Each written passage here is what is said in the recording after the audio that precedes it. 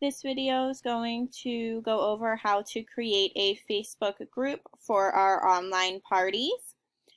All of the information that you're going to need to put into your Facebook group will be listed on your task list for the week.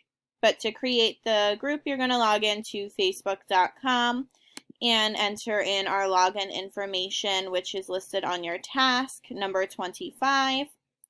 Once that's all entered in, you'll move over to the side where it says groups. Again, if you're using the app instead of the website, the screen's going to look a little bit different, but you can still find and navigate through to get to your groups button.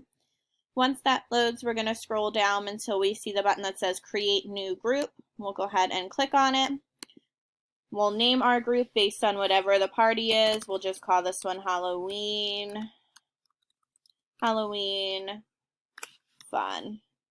For privacy, we're always going to choose private just due to the nature of our products, and we're going to change it to hidden. What that means is if someone were to search for this group, it's not going to come up unless they get an invite. And then we're going to push the create button. Once you go ahead and you create the group, up top there's a button to change the cover photo. I will provide the photos that need to go in for each group. So you can click the edit button and then choose from my photos, or you can upload the photo however you save it, and then you're going to upload it and paste it in. And in the about section, you'll see that, again, just to confirm, it's a private group and it's hidden. So that means that nobody else can find it and it's going to be there.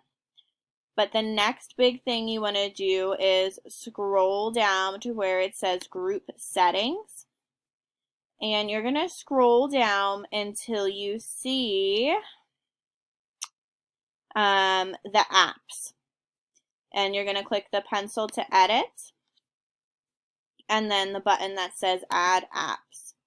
The app we want to allow is CinchShare. That's the app that we use to post into our events. So you can search it in the search bar on the side and just click on it.